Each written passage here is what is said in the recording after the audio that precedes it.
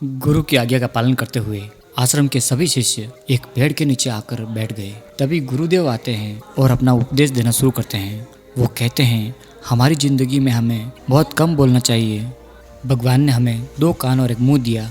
इसका मतलब ये है कि जितना बोलते हैं उससे दुगुना सुनना चाहिए और यही प्रगति चाहती है। इसीलिए हमको 2 कान और 1 मुंह दिया। और आपने ये भी देखा होगा, इस संसार में जिस पदार्थ की संख्या ज़्यादा है उसकी कीमत उतनी ही कम है, और जो पदार्थ बहुत कम है उसकी कीमत उतनी ही ज़्यादा है। यही हमारी जुबान पर लागू होता है। हम जितना कम बोलते हैं, लोग हमारी बात को उतनी ही तवज्जो देते हैं, लोग हमारी बात को उतनी ही ध्यान से सुनते हैं और हमारी बात मानते भी हैं। तभी उनमें से एक शिष्य खड़ा होता है और कहता है, गुरुदेव, यदि हम कम बोलेंगे, हम सामने वालों को अपनी बात कैसे समझा पाएंगे। मान के चलो कि मुझे किसी को उपदेश देना है, यदि मैं उसको सही से पूरा बोलकर उपदेश नहीं दूंगा तो वो अगले वाला मुझे गलत समझ सकता है, या हो सकता है वो मेरी बातों का गलत उदाहरण निकाल कर और वो अपनी ज़िंदगी में कुछ गलती कर दे, तो उसका दोष तो मुझे लगेगा। और अक्सर ये भी देखा गया है कि जब झगड़ा होता है कि जो इंसान कम बोलता है उसे लोग कमज़ोर समझते हैं, डरपोक समझते हैं। तो गुरुदेव, वहाँ पर हमें कम बोलना कैसे उचित है। तभी वो गुरुदेव उन शिष्यों को एक कहानी सुनाते हैं और वो कहते हैं, बहुत पुरानी बात है। एक नगर का एक राजा, जिसने एक बार अपने नगर में ऐलान करवाया, यदि कोई इंसान मुझे मेरी दिल की बात कोई कहेगा तो मैं उसे सोने की मोहर दूंगा। अब ये बात पूरे नगर में फैल गई कि यदि राजा के दिल की बात, मन की बात यदि अगर कोई कहता है, राजा उसे सोने की मोहर देगा। अब ये बात आसपास के इलाके में फैल गई। जो बड़े बड़े पंडित थे, जो बड़े बड़े साधु थे, जो ज्ञानी थे, जो सभी साधु, सभी पंडित उस राज दरबार में पहुँचे और राजा को नई नई बातें बताने लगे, उनके मन की बातें बताने लगे।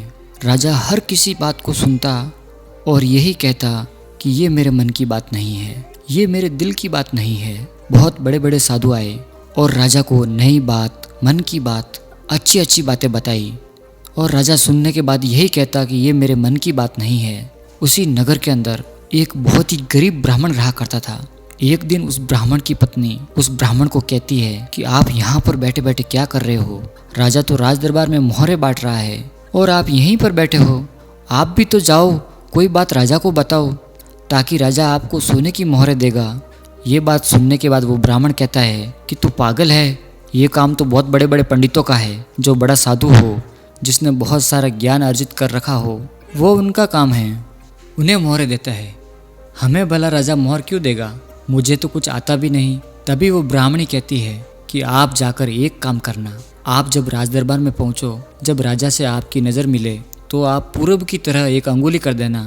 मुझे पता है कि यदि राजा समझदार होगा तो सबकी मोहरें बंद करके आपको मोहर दे देगा। ये बात सुनने के बाद वो ब्राह्मण राज दरबार में जाता है और जैसे ही राजा से नज़र मिलती है वो पूरब की तरह अंगुली खड़ी करता है। जैसे ही राजा की नज़र उस ब्राह्मण पर पड़ी, राजा ने कहा, इस ब्राह्मण को एक मोहर दे दो। अब जो वहाँ पर पंडित बैठे थे, जो राजा को अपनी बातें बता रहे थे, वो ये सोचकर हैरान रह गए कि इस ब्राह्मण ने सिर्फ उंगली की और इसे मोहर मिल गई। वो मोहर लेकर वो ब्राह्मण अपने घर आया और अपनी बीबी को वो मोहर ला कर दी और कहा कि आज तो राजा ने मुझे सबसे पहले मोहर दी, मैंने सिर्फ उंगली की और आखिर राजा क्या समझा मेरी उंगली से। उसकी पत्नी कहती है, अब ये बात जानने से कोई मतलब नहीं, आप बस अब बैठ जाओ, बस कल सुबह जाना। उसके बाद दूसरे दिन वो ब्राह्मण फिर नहा धोकर तैयार होता है और कहता है कि आज मुझे क्या करना है। उसकी पत्नी कहती है, आज पश्चिम की तरह अपनी उंगली करना। और वो ब्राह्मण राज दरबार में जाता है और जैसे ही राजा से अपनी नज़र मिलती है वो पश्चिम की तरह अपनी उंगली करता है और राजा उसे मोहर दे देता है। और फिर वो ब्राह्मण वहाँ पर बैठे हैरान हो जाते हैं, आखिर ये ब्राह्मण की उंगली करने का क्या मतलब है। ये कुछ बोलता भी नहीं है, न राजा को कुछ बात बताता है और राजा उसको मोहर दे देता है। तीसरे दिन जब वो ब्राह्मण राज दरबार आता है और उसकी पत्नी कहती है कि आज ध्रुव की तरफ अपनी उंगली करना, और वो ब्राह्मण उत्तर की तरफ अपनी उंगली करता है और राजा उसे एक मोहर दे देता है। अब वहाँ के पंडित देखते देखते थक चुके थे। उन्होंने कहा कि यदि राजा उंगली करने से मोहर दे देता है तो कल हम सब इकट्ठे होकर उंगली करेंगे। चौथे दिन वो ब्राह्मण नहा धोकर तैयार होता है और उसकी पत्नी को कहता है कि आज मुझे क्या करना होगा। उसकी पत्नी कहती है कि आज कुछ नहीं करना, आज अपने घर पर बैठे रहो। चौथे दिन वो सारे जो राज दरबार में पंडित बैठे थे वो सब खड़े हुए और जैसे ही राजा से उनकी नज़र मिली वो दक्षिण की तरफ अपनी उंगली करते हैं और वो राजा इतना गुस्से में हो जाता है कि सभी पंडितों को जेल में डलवा लेता है। अब ये सोचकर वो ब्राह्मण और हैरान हो गए कि जब वो ब्राह्मण उंगली कर रहा था तो उनको तो मोहर मिल रही थी और हमें कैद खाने में डाल दिया। भला राजा क्या समझ रहा है?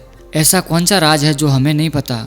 हमें दुनिया का इतना सारा ज्ञान अर्जित किया है, ये उंगली करने वाला नया क्या ज्ञान है जो हमने आज तक नहीं जाना? उसके बाद जो कैद खाने में पंडित थे उन पंडितों की पत्नियां आई और उस गरीब ब्राह्मण की पत्नी के पास गए और उनसे विनती की कि आखिर आपने ये सब क्या कर दिया कि जब आपके पति उंगली कर रहे थे तो उन्हें मोहर दी जा रही थी और जब मेरे पतियों ने जब उंगली की तो उन्हें कैद खाने में डाल दिया। आखिर ये क्या राज है? और अब आप कृपा करके हमारे पतियों को छुड़ाइए, उनको कैद खाने में डाल दिया गया है। उसके बाद वो गरीब ब्राह्मण की पत्नी राज दरबार में आती है। जैसे ही राजा से नज़र मिलती है वो ब्राह्मणी हाथ में चारा लेकर राजा की तरफ बढ़ती है तो राजा 2 उंगलियां खड़ी करता है और तभी वो ब्राह्मणी अपने पैर पर थापी देती है और राजा कहता है कि सभी ब्राह्मणों को कैद खाने से बाहर निकाल दो।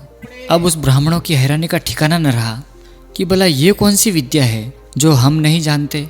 कभी 2 उंगलियां खड़ी करता है, कभी ब्राह्मणी एक तरफ उंगली करता है। राजा और ब्राह्मण के बीच ये क्या चल रहा है?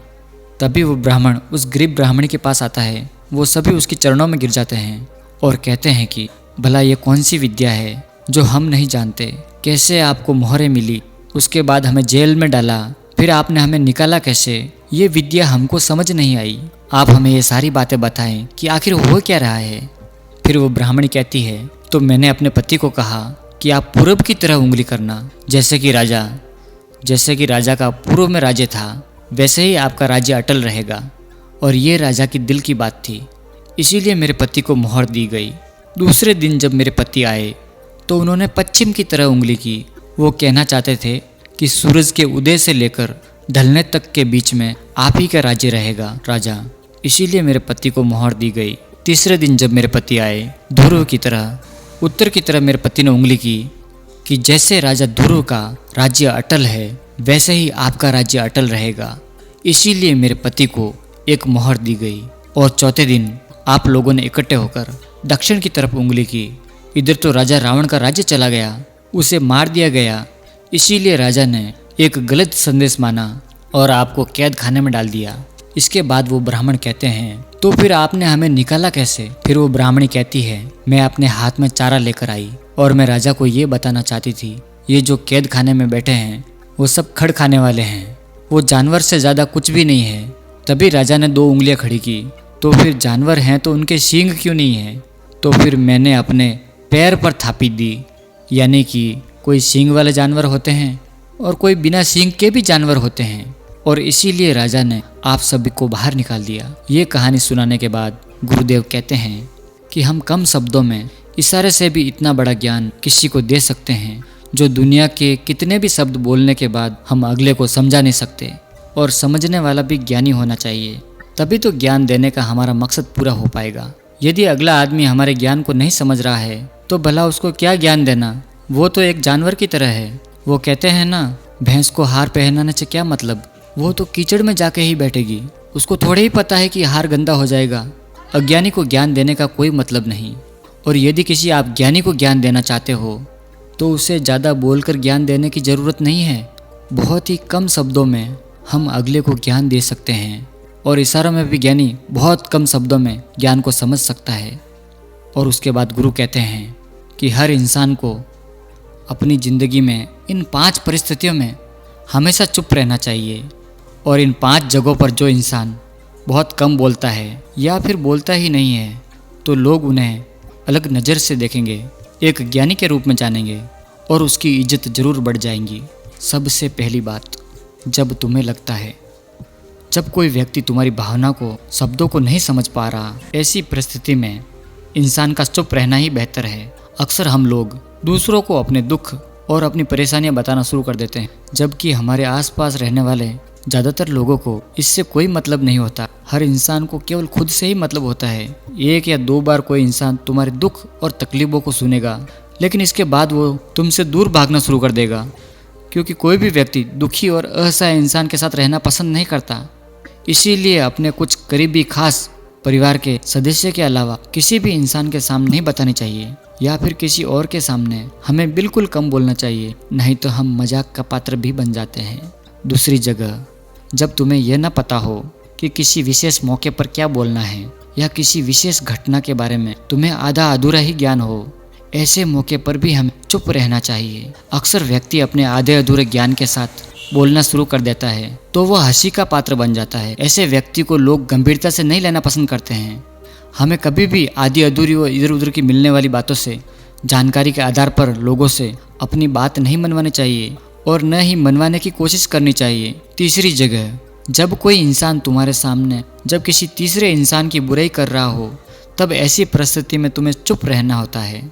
तुम्हें कभी भी ऐसी नकारात्मक बात का हिस्सा नहीं बनना चाहिए, क्योंकि आज जो इंसान तुम्हारे सामने किसी इंसान की बुराई कर रहा है, वो कल किसी और के सामने तुम्हारी बुराई करेगा। इसीलिए जब कोई व्यक्ति किसी तीसरे की बुराई कर रहा हो, उसके बुरे समय का मजाक उड़ा रहा हो, तो तुम्हें सिर्फ उनकी बातों को सुनना है, उसको किसी भी प्रकार की राय या प्रतिक्रिया नहीं देनी है। चौथी जगह, जब कोई व्यक्ति तुम्हारे ऊपर गुस्सा या घृणा से चिल्ला रहा हो, तुम्हारा अपमान करने की कोशिश कर रहा हो, ऐसी परिस्थिति में तुम चुप रहकर सामने वाले की गुस्सा करने को कम कर सकते हो और साथ ही अपनी स्थिति को और भी खराब होने से बचा सकते हो। गुस्सा कम होने पर जब उस व्यक्ति को अपनी गलती का एहसास होगा तो हो सकता है वो आपसे माफ़ी भी मांग लेगा, लेकिन हर परिस्थिति में तुम्हें चुप नहीं रहना चाहिए। यदि कोई व्यक्ति गलत कर रहा हो तो हमें चुप नहीं रहना चाहिए, क्योंकि कुछ लोग ऐसे होते हैं जिन्हें चुप रहना हमारी कमजोरी प्रतीत होती है। गुस्से के दौरान चुप रहने का ये तरीका सिर्फ सगे संबंधी, अपने मित्र, अपने परिवार के साथ ही अच्छा है,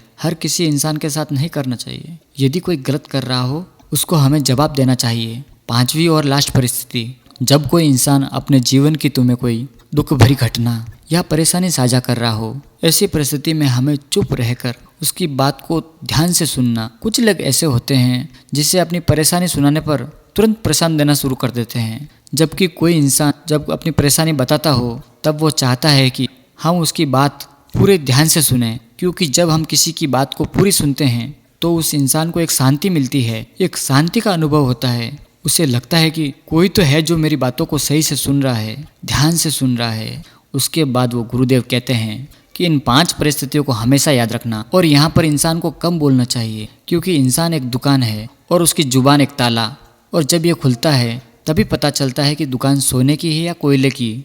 इसीलिए हमारे शब्दों की कीमत ज़्यादा होनी चाहिए, और ये तभी होगी जब हम कम बोलेंगे। तो दोस्तों, कैसी लगी ये कहानी? यदि ये कहानी आपको पसंद आई हो तो वीडियो को लाइक और चैनल को सब्सक्राइब जरूर करें, क्योंकि ऐसी ही कहानियाँ हम आपके लिए लाते रहते हैं। मिलते हैं अगली कहानी में, तब तक के लिए अपना ख्याल रखना।